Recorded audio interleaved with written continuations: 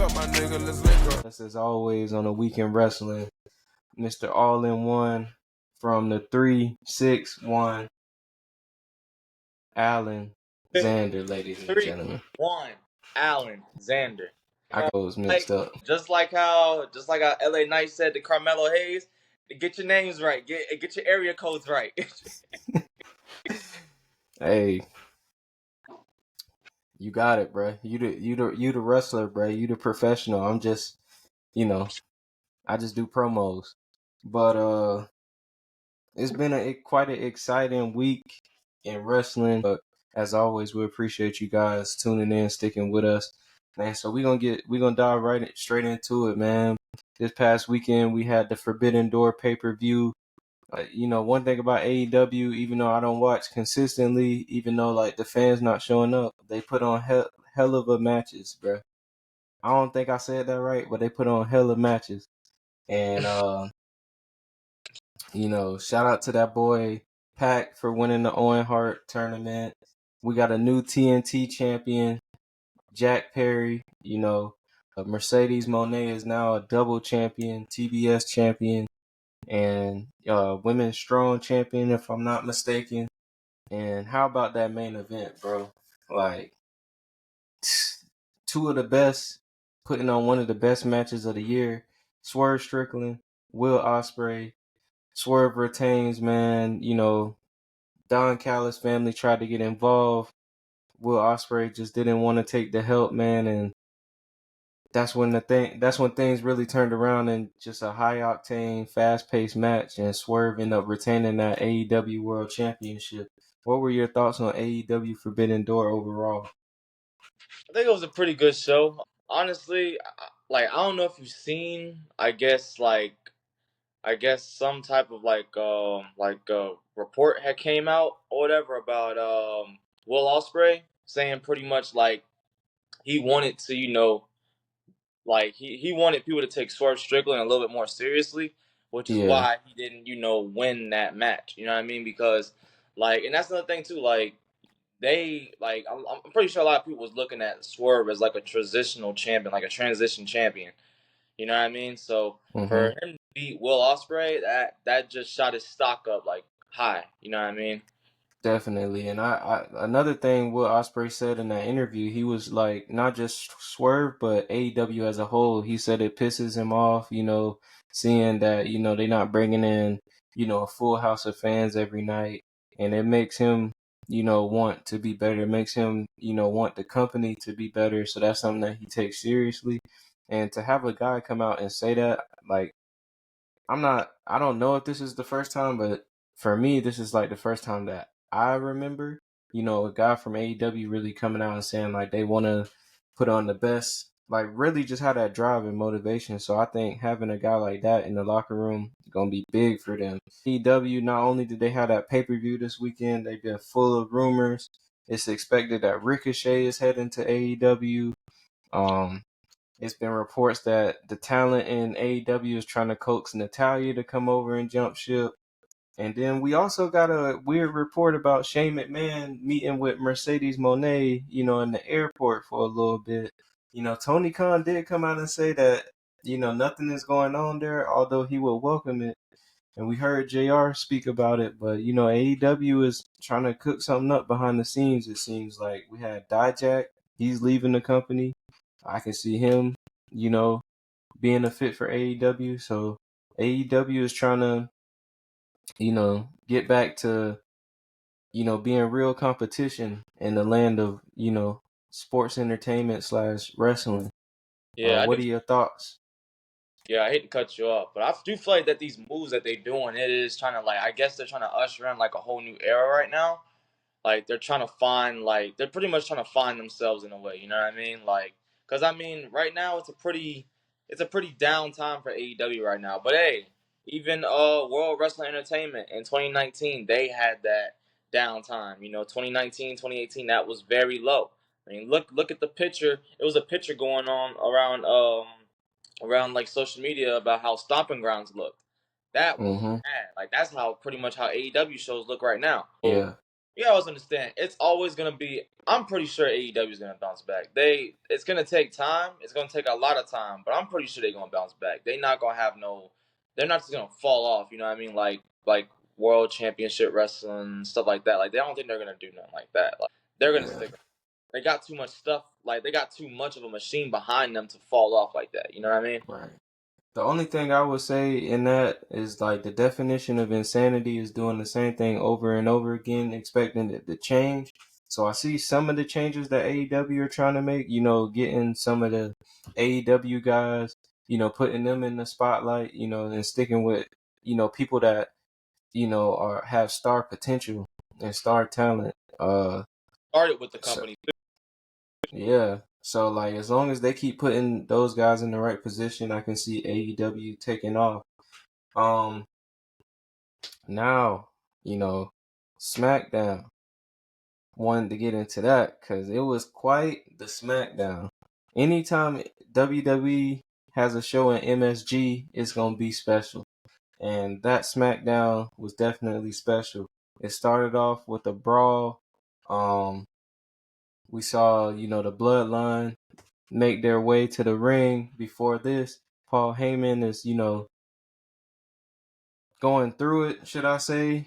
Go back and look at this man's dedication. We're going to get into a little bit of that later, but Paul Heyman was wondering where was Jacob Fatu, and Solo said because he took Paul's advice, Jacob is not there for the evening. As the Bloodline made their way out to the ring, they were attacked by Kevin Owens, Randy Orton, and Cody Rhodes. And this led to your traditional brawl being broken up by security. And then had some crazy moments in there. And then eventually Cody and Co was escorted out of the company. And I will say, while Cody was talking in the middle of that ring, he got a certain look from Randy Orton. They planting them seeds. If you watching along with, me and Xander, and you going along this journey, you gotta be paying close attention because they planting those seeds. Uh, After this, we got a triple threat qualification match, and Tiffany Stratton qualified for the Money in the Bank ladder match, defeating Jade Cargill and Candice LeRae due to interference by Indy Hartwell, who took Jade out during the match. After this, Paul Heyman still worried. Solo is just reassuring him, saying that tonight he's gonna make Paul Heyman his official wise man, and trying to put Paul Heyman at ease. After this, we got some sort of, if it wasn't for the main event segment, this would have been the highlight of the night. We had LA Knight versus Logan Paul versus Santos Escobar, and this match started off with Logan Paul bringing out his friend, Indiana Pacers' own Tyrese Halliburton. And to give a little bit of context, Tyrese Halliburton plays for Indiana. They bounced New York out in the second round of the playoffs this year, so he's not a popular man in New York right now, which is Mm. where this event took place. It was a good triple threat match. Halliburton tried to get involved. Logan Paul wanted him to knock out LA Knight with the brass knucks, but who jumped over that rail? Who was in attendance? New York Knicks starting guard Jalen Brunson. And we got a showdown, to remember. Jalen Brunson stops Halliburton from interfering. LA Knight picks up the victory and qualifies for the men Money in the Bank ladder match. And then the two sides had a stare down. It was Logan Paul and Tyrese Halliburton versus Jalen Brunson and LA Knight having a stare down. Is this something that you expected to see in WWE in 2024?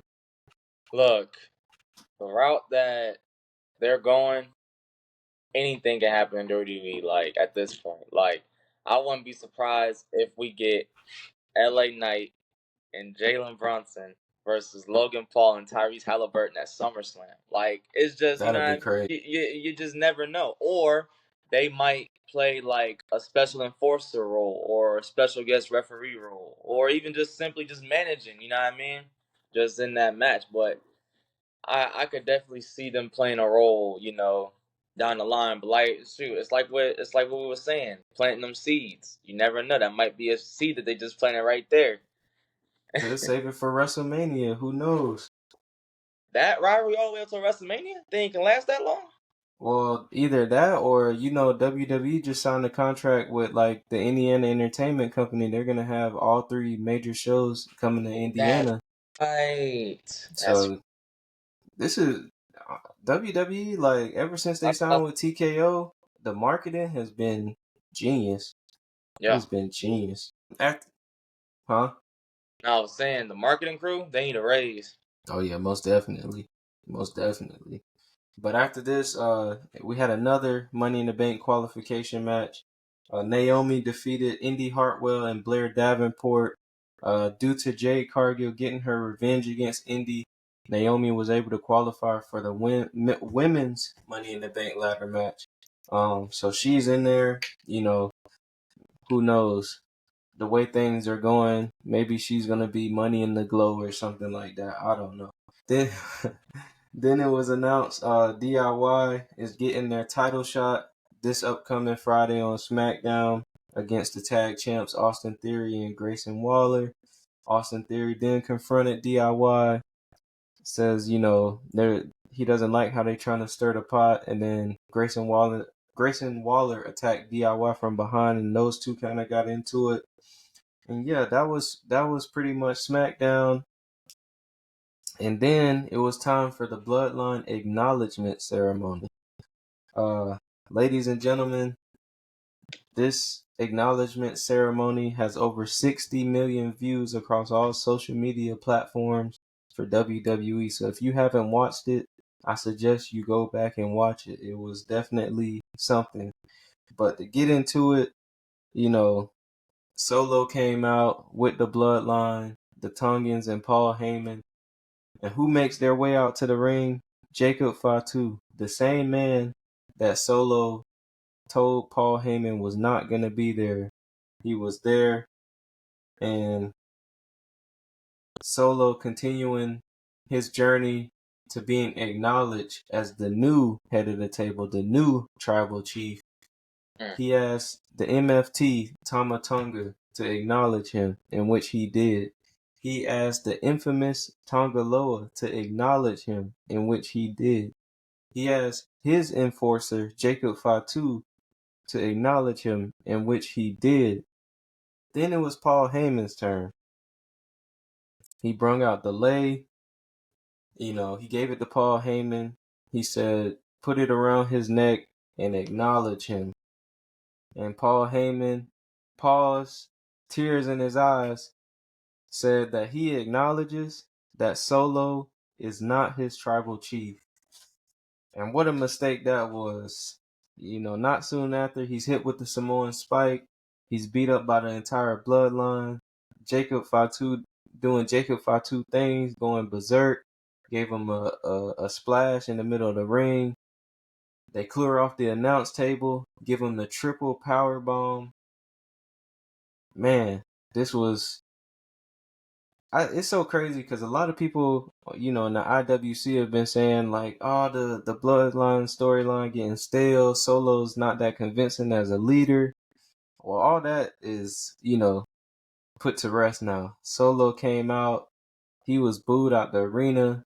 The MSG crowd chanting "F you Solo," like, he's got that heat. And I think people are hating on him because he's getting heat. Like, I don't think it's actual hate or actual disbelief in Solo's ability. I think it's just natural heat. Like, we can't stand this guy. But what are your thoughts on this segment, man? See, at first, Solo Sikoa wasn't really like the believable leader. You know what I mean? When it was first starting out, when he attacked Jimmy Uso and kicked them out the bloodline, stuff like that, and like how the story was like progressing. But now, like you said, they fixed all that in one night. Like the whole overshadowing thing. Now do I necessarily think that Jacob is still not gonna overshadow Solo? I mean, to some extent, I mean, yeah, but I mean, you gotta also understand now with that segment, they're kind of neck and neck now, in my opinion. I just say like that was just crazy. Like it really did bring out that whole like with everybody saying Solo isn't the leader, nothing like that. I think that kind of got put to rest in that whole like that just one segment. But shout out to Paul Heyman though, man. That dude literally carried this whole storyline from up to WrestleMania to now Mm-hmm. carried that whole thing. You gotta admit, and the fact that I heard that he didn't sleep He didn't sleep or he or didn't shave.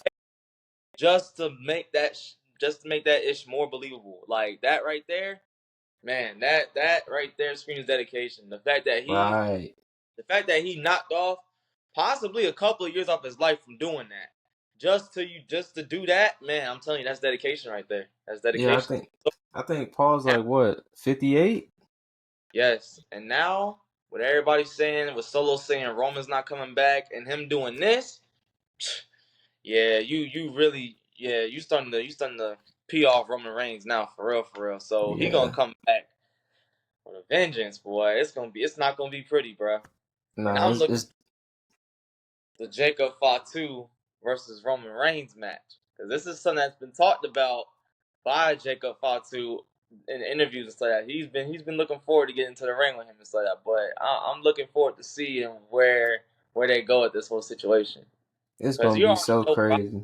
Oh yeah, go ahead. No, you can go ahead. I was just saying it's gonna be so crazy.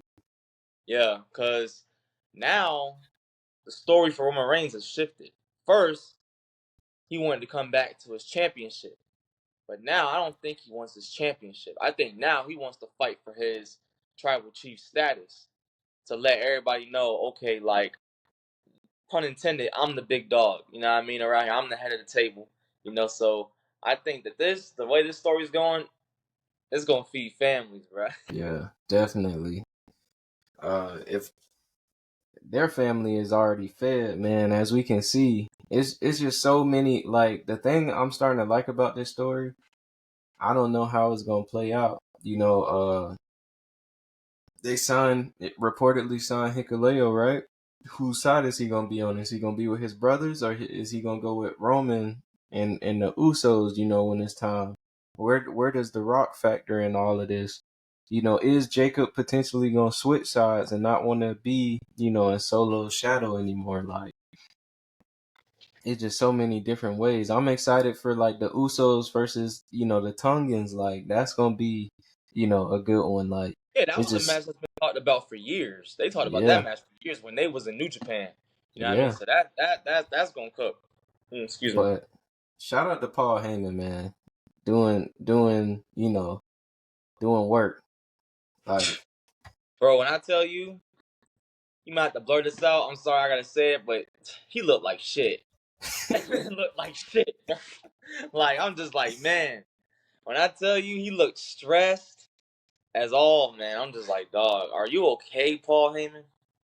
yeah, he was like, that's him not sleeping for that, man. Like, that's crazy, man. Not That's sleeping, not crazy. shaving, not dyeing his hair, nothing. He just Not went, doing.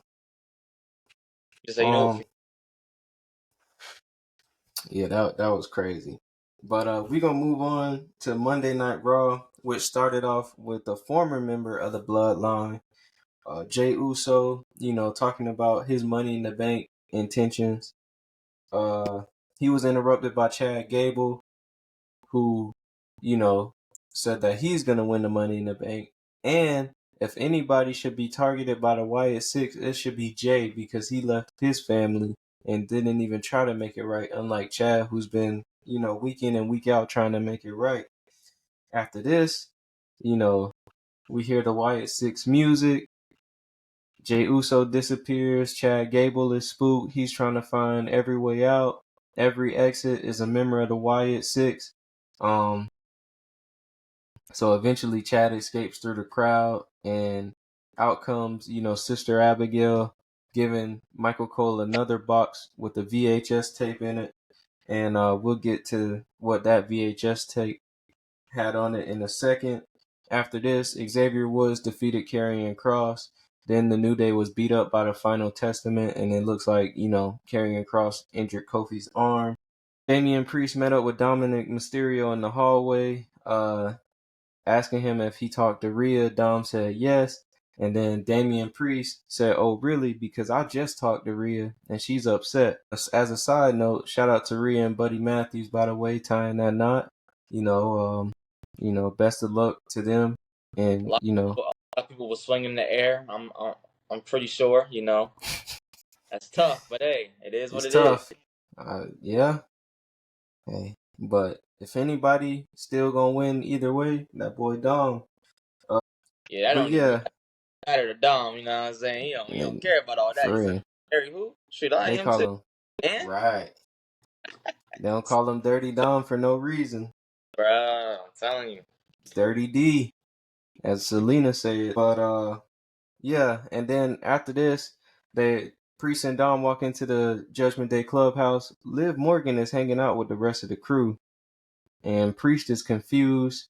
Then he's checked by Finn Balor, who told Priest that Liv Morgan isn't the problem, but Damian Priest is the problem for everything he's doing, for everything he said last week, saying he doesn't need the Judgment Day and they need him.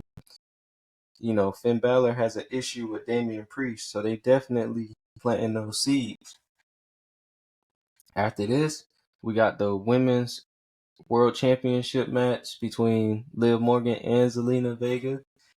This match, you know, was back and forth, just the two ladies at first, but then Dominic Mysterio decided to make his way down to the ring and help Zelina, in which he didn't. Then his father came down to the ring, Rey Mysterio, and those two got into it, causing all types of distractions. Dom tried to slide a chair in the ring to Zelina. She throws the chair at Dom's face. Liv capitalizes, hit her with the Oblivion. She retains her world championship. And because Dom helped her retain again, she is now even more head over heels for Dominic Mysterio. Now, see, I'm gonna just say this: two things. One, it just surprised me how just like casually Dominic and Rey Mysterio are just getting into stuff now. Because that was at first it was just like, well, I'm not gonna fight you in third. Now Rey Mysterio's like, all right, I don't even care no more, bro. For real, It is I'm gonna beat your ass every time I get. two. This goes into what I was saying about important championship matches on just random episodes. Like that match, honestly, you could have put that in the Money in the Bank. You really could have put that in the Money in the Bank. That's just me personally. I don't know how everybody else feels about it. I mean, it was a good match overall, but that match, you could have had that same match that they put on at the Money in the Bank. That's just me. And it would have been good. It probably would have gotten a good, 3 stars, 3.5 star rating on it. Like, I mean, I don't know, man. That's just me personally. One thing I noticed in the Paul Levesque era, going by Stephanie. Shout out Stephanie. She was in attendance at both shows, SmackDown and Raw. They spotted her in the crowd. But like Triple H, it seems that he's going with quality over quantity, Mhm. and being that like all the PLEs, there's only really like at most maybe 6 matches, 5 matches. So he's trying to, take that approach where every match gets its, proper time. And I just feel like that's why you starting to see more title matches on the Raws and SmackDown. Also, I feel like it makes the titles like I'm basically saying I disagree with you for the simple fact like I feel like it makes the title seem more important because you get to Right. see it more often. Like back then, like you really didn't see a title or you know what I'm saying, like during that whole Roman Reigns period, like the champion not showing up or it's not being defended. I Right. think they trying to steer away from that because they did it so long, you know what I'm saying? Yeah. Actually, yeah, you know what? You make a valid point with that because now that I think about it, during like the Attitude Era, you had random tag team matches, Intercontinental Championship, European Championship matches on SmackDown and Raw. And you know Mm-hmm. what I mean? Nowhere there'd be new champions and stuff too around that time, like on random episodes of SmackDown and Raw. I mean, to an extent, you are right with that, but I guess I'm just too used to the Vince McMahon era, man. I guess this guy's got my mind all brainwashed or something. Who knows? I don't know, man. Brainwashed from the Vince McMahon era. Not to get too off topic though, but they released on the WWE Vault YouTube channel like highlights of the Shield's run. Bro, I'm not gonna lie, that whole era of the Shield, like like even though it was PG TV, like that was underrated. Like when Ryback was on the scene, people don't like Ryback now, but he like that whole Feed Me More, it was over. The Shield, like just the fact that all of those guys are main eventers now, and then it's just so crazy. Like that And feud they had with the Wyatt family, like the fact that they put that on the vault, like at this time, kind of makes me wonder Dean Ambrose, John Moxley's future, and or if they might have some talks with Dean Ambrose, John Moxley for possibly 2K25 showcase mode for WWE 2K. Who knows? mm-hmm. I'm just saying. Yeah, like with Triple H in charge, like it's more believable now. We seen CM Punk come back, we seen him bury the hatchet with, a lot of people. So I wouldn't be surprised. It's I just mean, if CM Punk and Seth Rollins are like, I mean, they obviously still, they hold a little grudge, but I mean, at the same time, though, like they can work together. You know what I mean? Like right. they have a relationship now where they can work together in a sense. You know what I mean? So I definitely see that in the future. But speaking of the Shield, Seth Rollins arrived to the arena. And I know this is very minuscule, but if you were paying close attention as they were showing Seth arrive in the arena, Zoe Stark was caught, you know, in the background talking to Sonya Deville and then being pulled away by Shayna Baszler. Another instance of, you got to pay close attention. Uh, and after this, right. And then And after see, this, always. I After mean, this, Baszler already got stabbed in the back once by Lola Vice. Could happen again. like, I don't know what Sonya's up to, but she's been talking to Zoe. She's been talking to Natalia. So, you never know. I But, hope, man, because I mean, it's just like you might as well just like you've been there for so long. You might as well just retire there at this point if they let you. You know what I mean? If they give you an extension, I say take it. You know what I mean? But hey, yeah, some people might want the money. You know what I mean? At the same time, so hey, can't fault you for that. it's like, yeah, we can get into that, but I'm gonna save it for a little bit because there is some family ties within AEW now, too. So, That is uh, true. but, Seth made his way out to the ring to hype up the Money in the Bank championship match he's gonna have with Damian Priest. Then he was interrupted by Finn Balor, who says he was pissed off with Priest, but in all actuality, it's really Seth's fault. He started all this drama in which Damian Priest came out and said he didn't want Finn in his business. This broke down into Seth and Priest getting into each other's faces, and Finn saw the opportunity to attack Seth and Priest wasn't with it. He pulled Finn off of Seth. Seth ended up attacking back, super kicked Priest into Balor, curb stomp Balor, and then Priest took out Seth with Priest standing tall. Um, so again, another example of them planting them seeds, Yeah, between and Priest and unfortunately, Finn. that kind of debunked the little like a little what you call it I had little theory that I had too. Yeah, Seth Rollins. Like the theory that I had with Seth Rollins was he was still recovering up until Money in the Bank, but you see how he got physical this week, so that kind of debunks the theory. I'm pretty sure he's cleared 100% now. yeah. I don't know. Seth is a machine. Even when he's hurt, he's going like he's 100%. Right, WrestleMania, man. He wanted that main event so bad. He wrestled injured. Right. He wanted On that main event so bad. He came through on both nights. Mm-hmm.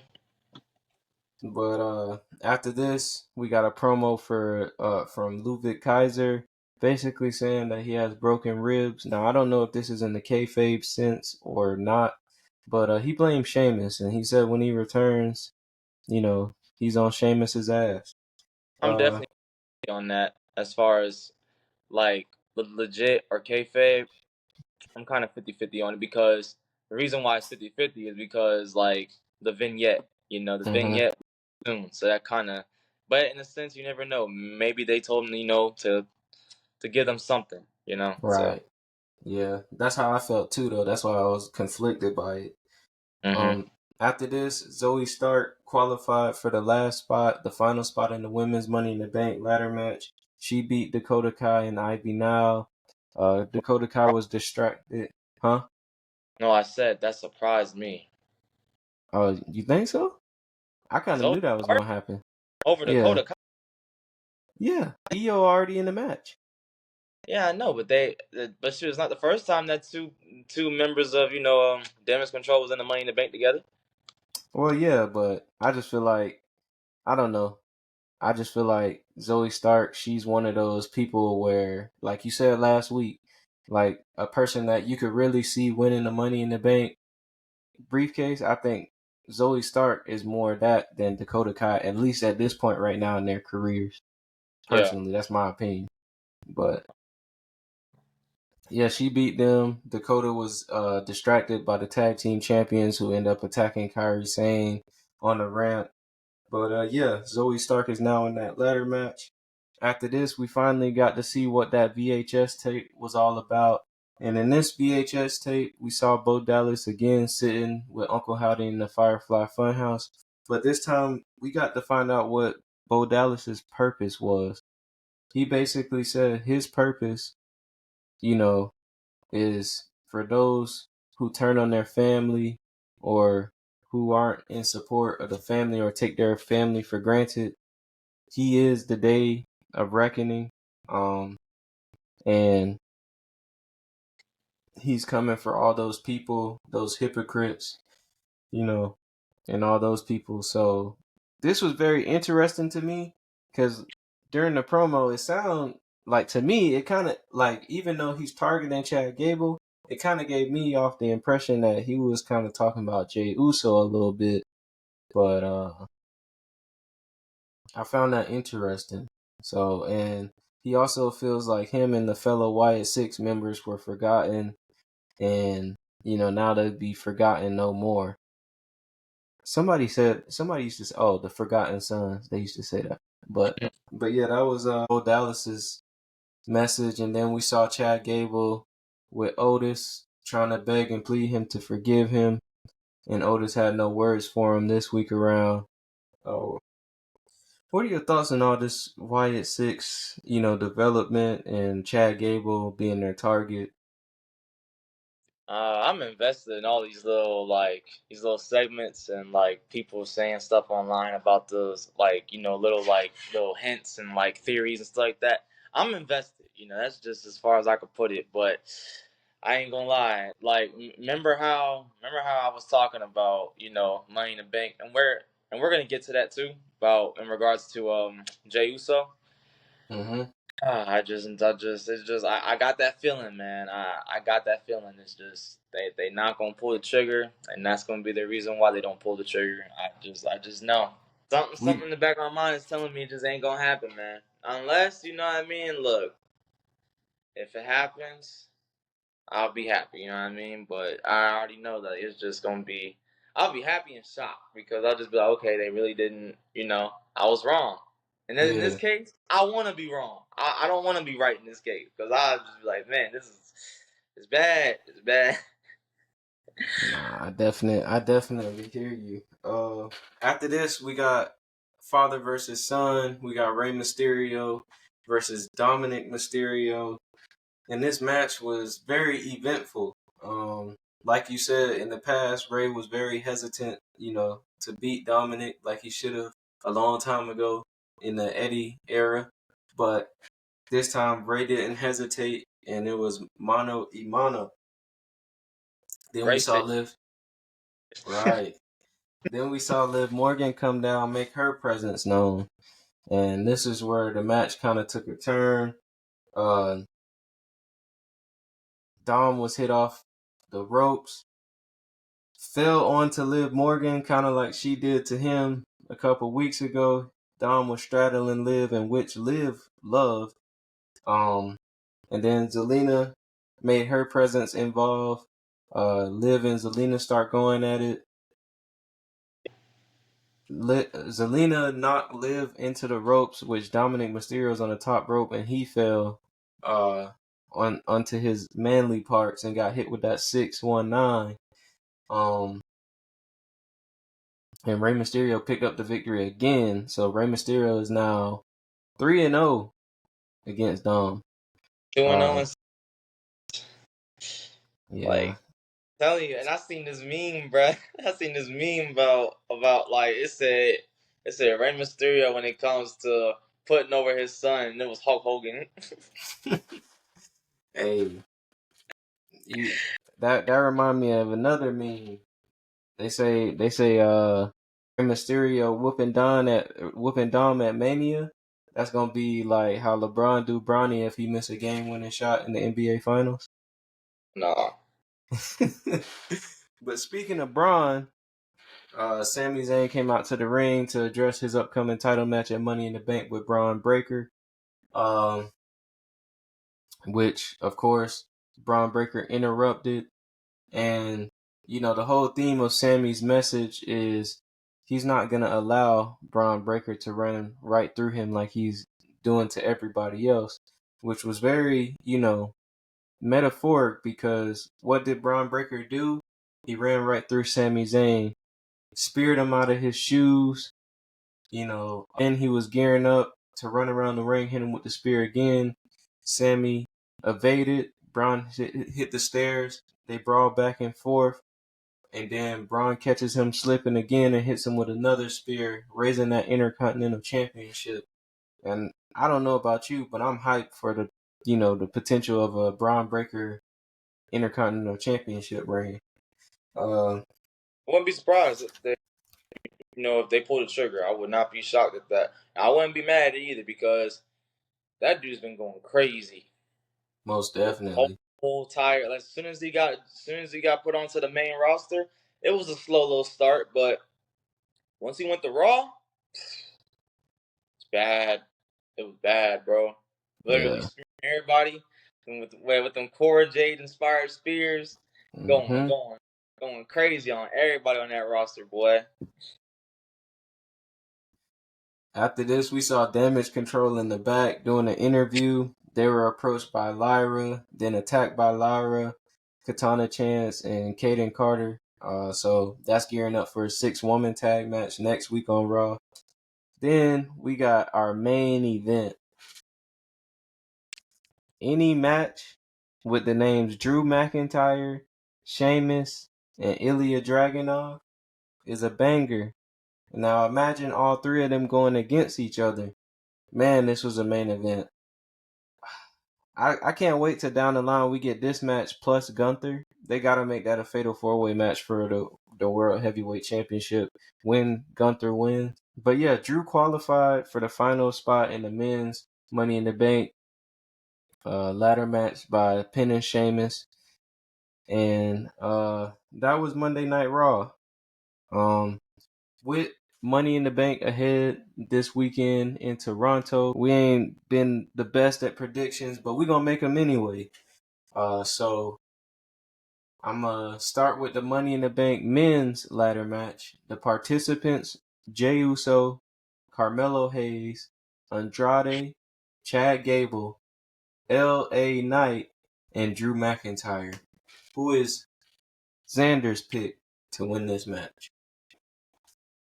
See, I'm gonna try to go undefeated this time. I want to go undefeated. So remember how I was saying I wanted to be wrong, right? I'm kind of sticking on that. So I'm gonna say,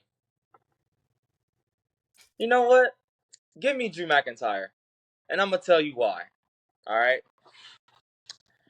I can see CM Punk letting Drew McIntyre win that briefcase just to squander him again when he cashes in. I can see that happening, bro. And that right Oh there man. would make him even more pissed. Like, that right there would just set him over the rails, bro. Like, that right there. Like, bro, you would have to put them in the match at SummerSlam. That is no choice. Like, but disclaimer, I am not a booker. You know what I mean? I am not a booker. This is just what I would like to see. But yes, give me Drew McIntyre. I'll take Drew McIntyre. Drew McIntyre, that's very interesting. Before I answer this question, I saw a poll and it said, who's more likely to get screwed out of the Money in the Bank briefcase? Jay Uso by the Bloodline, Chad Gable by the Wyatt Six, Drew McIntyre by CM Punk, or LA Knight by Logan Paul? So then that made me think, like, there's only two people in that match who might not get messed with: Carmelo Hayes and Andrade. And so my pick is going to be him, Carmelo Hayes. I just think, yeah, man. Like Booker T say, yeah, man. Um, Oh I'm yeah, a, man. but I'm gonna go with Carmelo Hayes. I think this is a guy that I think Triple H is high on. Uh, I could see him reaping the benefits of, Cody Rhodes being injured and, kind of, just being that next guy up. And I don't know. Like, the briefcase fits him. If not Jay, I think Carmelo Hayes for sure. Okay, so before we go on to the next match, can we do half picks too, or we gotta just pick one person? You could do half, bro. You could do half. All right, because look, as far as the records, bro, I could do, we could do a half a point. You know what? That's what we're gonna do. We're gonna give ourselves a pass and do a half a point. So I'm gonna pick two picks, who I would like to win and who I can tolerate winning. So for this one, give me Drew for who I can tolerate, and give me Jay for who I would want to win. Yeah. Who I would want to win is obviously Jay. Heat in the But bank. who I think, I don't know. It just seemed like Carmelo Hayes, man. He pinned He's him. Randy Orton. He's him. So that's where I'm at with that. But women's Money in Would the be. Bank ladder match, huh? I'm saying like that really would be a shocker though. That's why I think. See, last year I was dead set on LA Knight winning, and who won? Damian Just Priest. Damian Priest. Mm-hmm. So I just feel Ain't like nobody get that right.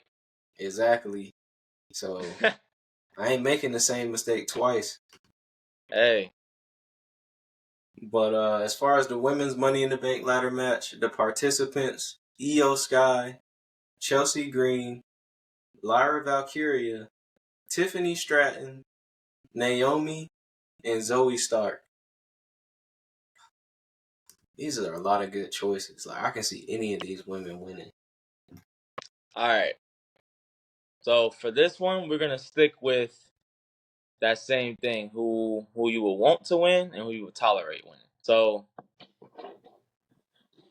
for who I want to win that match, obviously this goes back a couple pods ago. Io Sky, all day, every day. Second year back to back, gets that women's Money in the Bank briefcase, cashes it in successfully yet again.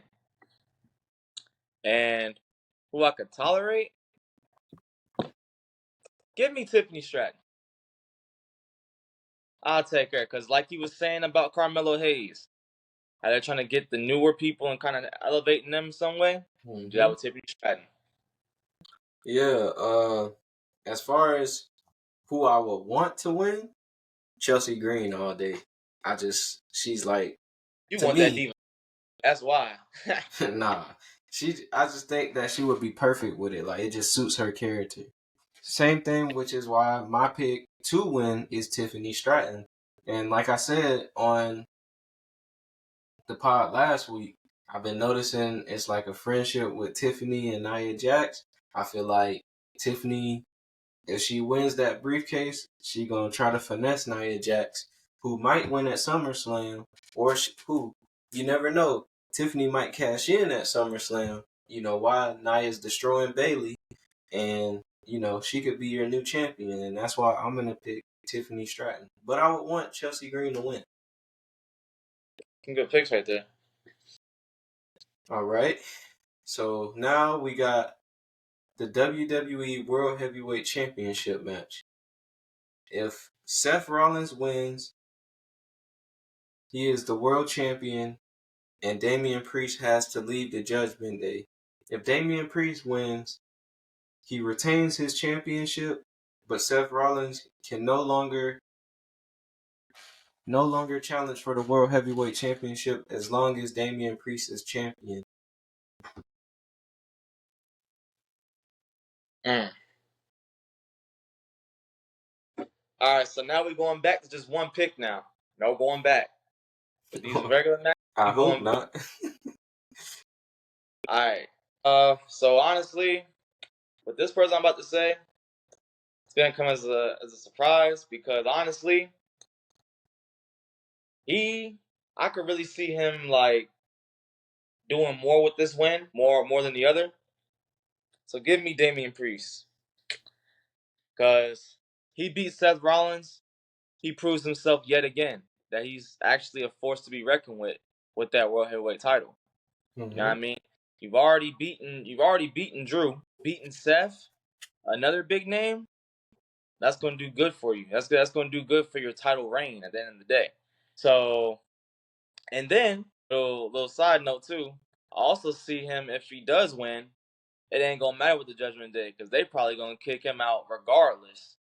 You know what I mean? So I see them kicking him out regardless whether he wins or he loses. So it's a lose-lose for him in that department. But hey, I could be wrong. So, but who you got?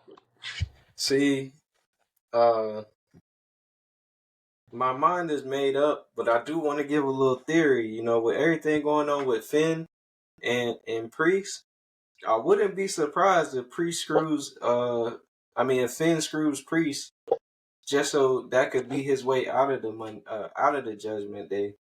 I wouldn't be surprised. But, however, even though, that could be an option, I think Priest retains. I think he's going to get fed to Gunther. I don't think Seth is going to, get the title just to lose it at SummerSlam. So I'm gonna go with Damian Priest on this one for sure. Maybe another theory. What they can also do, and disclaimer, I'm not a booker. They can also do is right. I could see Finn Balor inadvertently costing Damian Priest the title, meaning he could be trying to help out Damian Priest and ends up causing him it, and then now he has to leave Judgment Day because Seth Rollins won the title. Yeah, Everybody's looking all shocked, like, dang, now you gotta leave. that'd be crazy. What? After this, we got the Same on business. After this, we got the Intercontinental Championship match between champion Sami Zayn and challenger Braun Breaker. I know what I'm thinking, but what are you thinking? Give me Braun Breaker. Sure. I'm not even really gonna explain it. Just give me Braun Breaker. The type of wrath that he's been doing, the path he's been going on, and just all the rampage, all the wreckage he's been doing.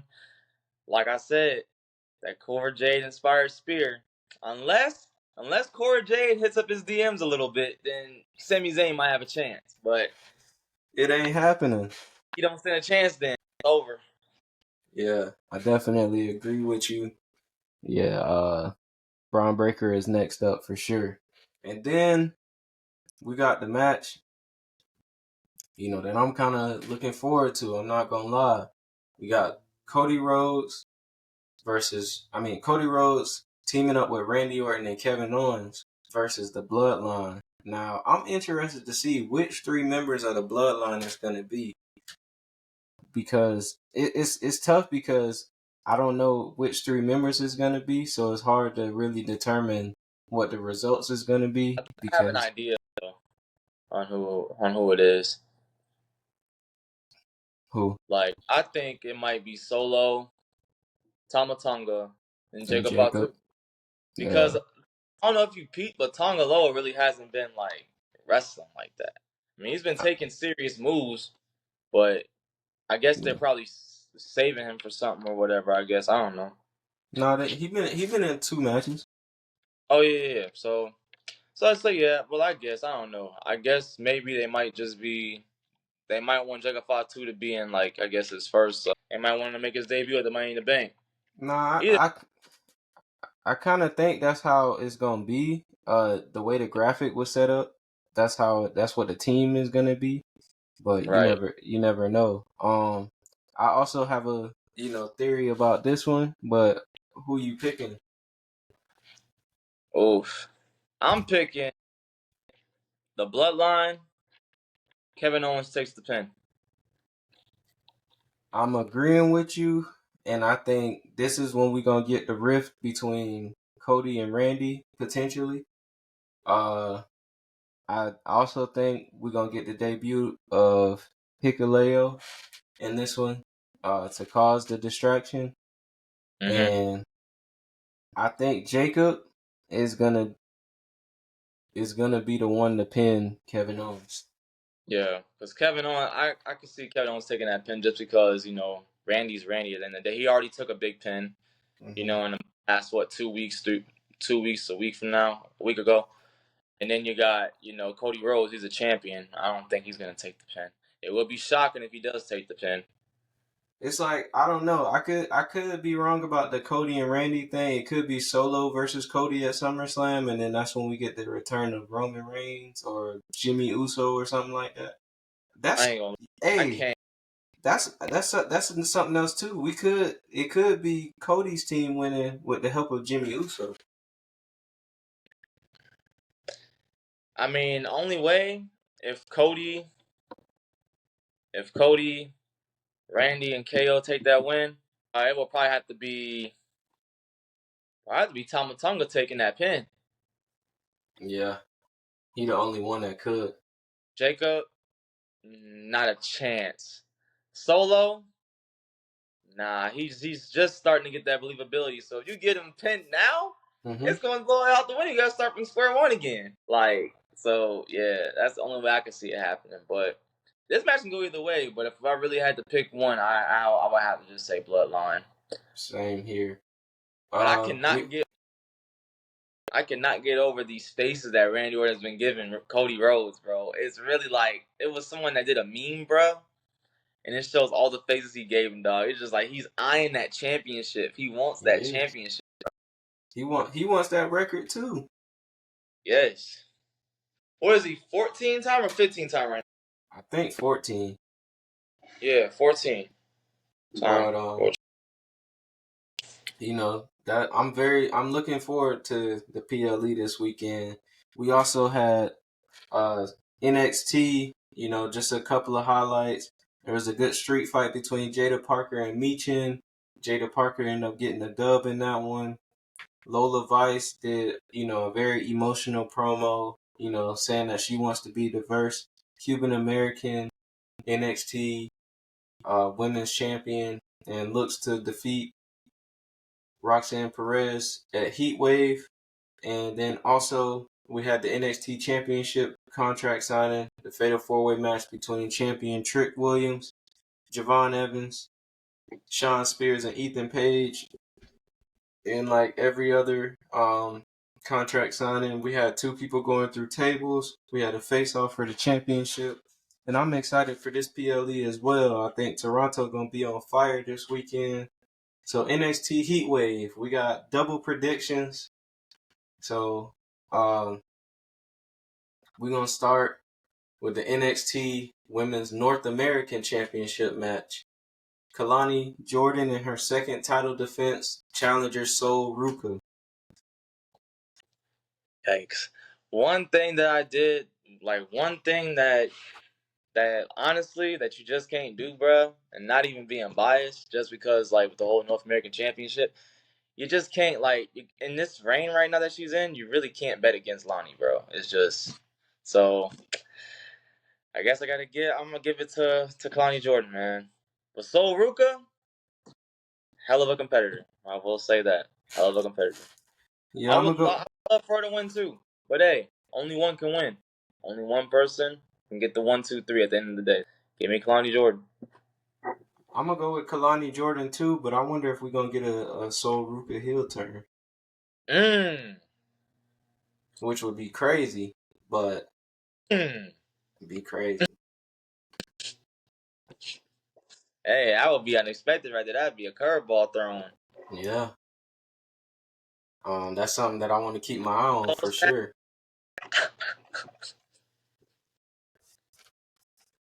Man, that'd be Hot crazy. two. Oh my God, bro.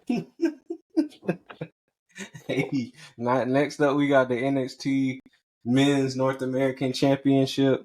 Obafemi, the champion, goes against Wesley, the challenger.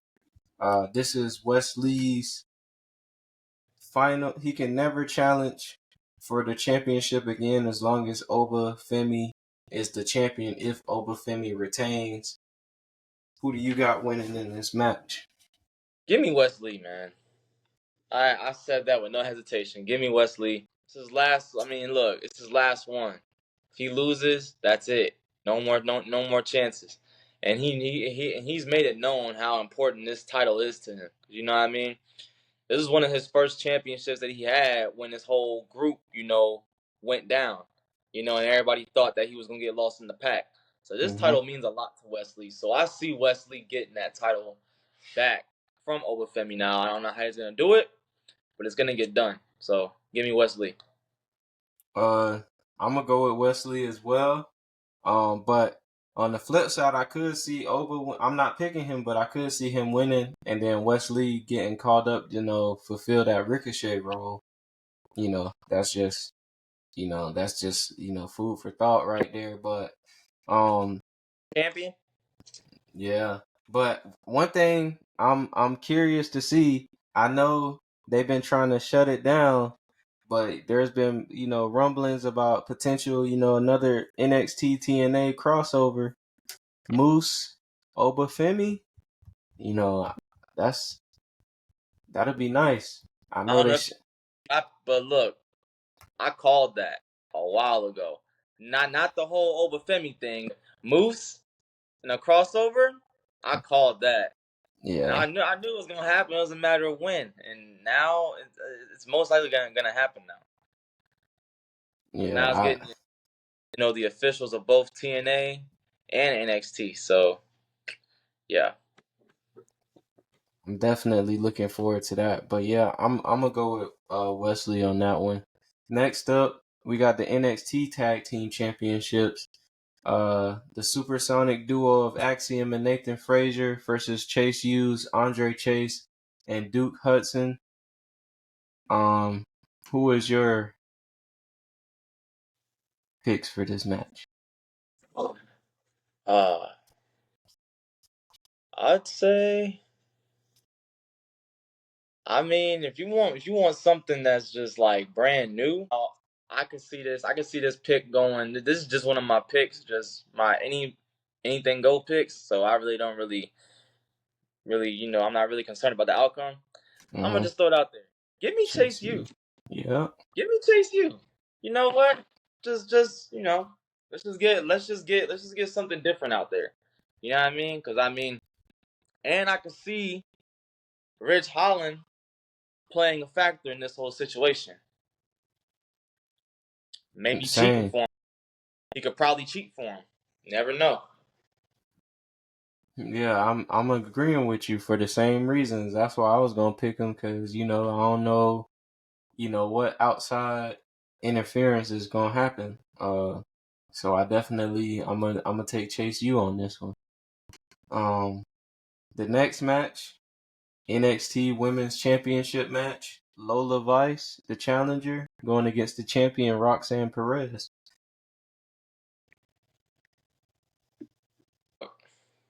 Lola Vice, you're good, no. But I gotta say, give me Roxanne Perez.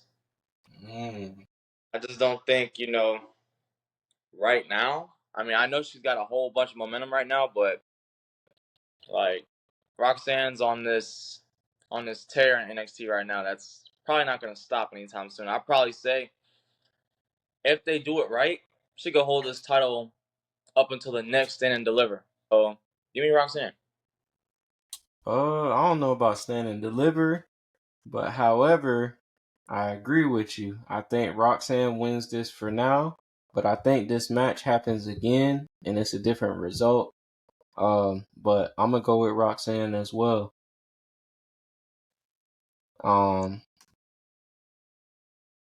I definitely think like she's gonna lose that match by the time SummerSlam rolls around, so she can get called up. That's just my opinion. See, I be forgetting about the call ups and stuff. I be forgetting about that. So yeah, you probably on something with that. Yeah. The main event, Fatal 4-Way match, champion Trick Williams, challengers Ethan Page, Javon Evans, Sean Spears. I already know who I'm going with. What's your pick in this one? Who you got? I can realistically see uh this individual fighting through all the adversity, the whole thing about him not being able to not having to be involved in the decision to lose. So I say Trick Williams. Again, I'm Trick. gonna agree with you. Because if Trick beats every other competitor in this match, it just proves, just the same way as Damian Priest's case, gives them that, legitimate champion status. Mm-hmm. Nah, I agree with you. I think, Trick, he kind of just started his run in a way. Like, he hasn't been champ that long, and I don't think he's going to be called up anytime soon, personally. So I think, utilize him while you got him, and then somebody else going to come along and take that championship, which I was saving this thought from a match we, predicted earlier. I could see Oba Femi coming down that pipeline, potentially being the next NXT champion. So, I wouldn't, put that out of perspective. But yeah, I'm gonna go with Trick Williams. I think this is the first time ever we agreed on all the predictions. Yeah, that's a shocker right there. I So hey, know. now I I know. don't. I'm wrong. You wrong too. Yeah, all right. But ladies and gentlemen, that was our show for today. I am your host, Ron the Don. My co-host from the 631, Mr. Allin. Allin Xander. Did you want to say anything to the people before we head on out of here? I just want to say appreciate everybody for supporting the link up, supporting Ron the Don, and supporting myself. If y'all want to see where I'm at, follow me on social media, Sir Tony _ That's my Instagram. Sir Tony, that's my Twitter or X account. And yeah, so that's it. Y'all Yeah, have a good one. tap in with him. That boy gonna be debuting. Yeah, soon enough. Hey, shoot, especially after yesterday, I'm ready, man. This All training was right. hard, boy, but I'm ready, man. And like that, we out. Peace. Trip forever and I'm just not getting started. That's the one.